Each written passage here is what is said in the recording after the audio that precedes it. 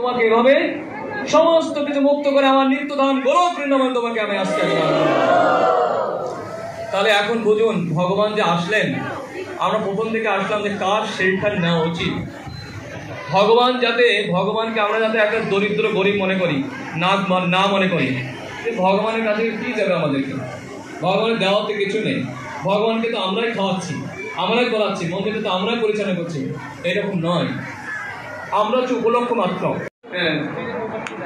যুধিষ্ঠির মহারাজ, এই যে কুরুক্ষেত্রে এত বড় যুদ্ধ হলো, যুদ্ধ কে করেছেন?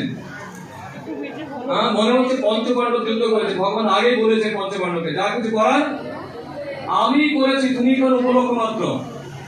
এত কিছু করার পরে রাজ্যটা কে নিয়েছিলেন? কৃষ্ণ নিয়েছিলেন না, তাকে রাজা বানিয়েছেন।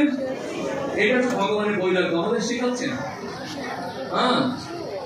যে এই জগতে সবকিছু আভিজাত্য, ধন মান জ্ঞান আয়োগ কালো ইচ্ছায় পরিচয় তোমাকে গ্লানির্ভাবতি ভারত অভ্যুত্থানং ধর্মস্য তদাত্মানং সৃজামহং পরিত্রাণায় সাধুনাং বিনাশায় দুষ্কৃতাং ধর্ম সংস্থাপনার্থায় সম্ভাবামি যুগে যুগে। আমি যুগে কেন আসি? ধর্ম প্রতিষ্ঠা করার জন্য, সাধুদের রক্ষা করার জন্য, অসাধুদের বিনাশ করার জন্য। আচ্ছা বলুন, এখন সিলেটে একটা গন্ডগোল হচ্ছে, এখন এই গন্ডগোল থামানোর জন্য কি প্রাইম মিনিস্টারকে যেতে হবে, প্রধান উপদেষ্টাকে যেতে হবে? এখানে তার একটা প্রতিনিধি ওখানে আছে, ডিসি এসপি যাই থাকুক না কেন, সেই গন্ডগোল থামিয়ে আসতে পারে না? যদি এখান থেকে খুলনাতে মনে করেন না কোনো সাধুর উপর অত্যাচার আছে, তাকে রক্ষা করার জন্য প্রধান উপদেষ্টাকে যেতে হবে? যে কোনো একটা প্রতিনিধি পাঠালে হয়ে যাবে না? তিনি কি কংস তো তার বাবার নাম কি ছিল?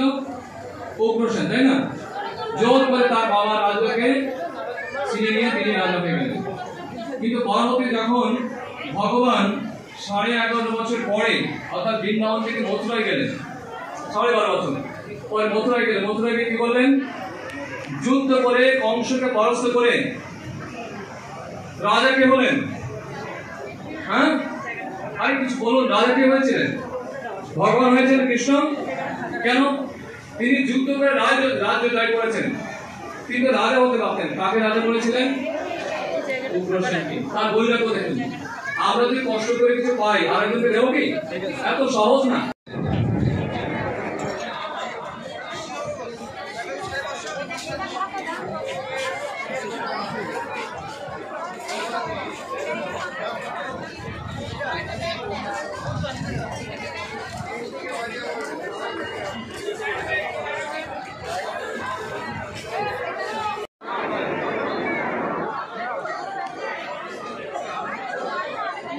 কতক্ষণ লাগে ভাই?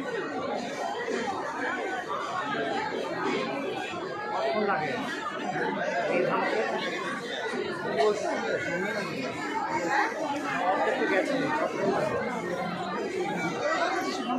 আধা ঘন্টা বের হয়। কোন দিক দিয়ে বের হয় না? ওই দিক থেকে।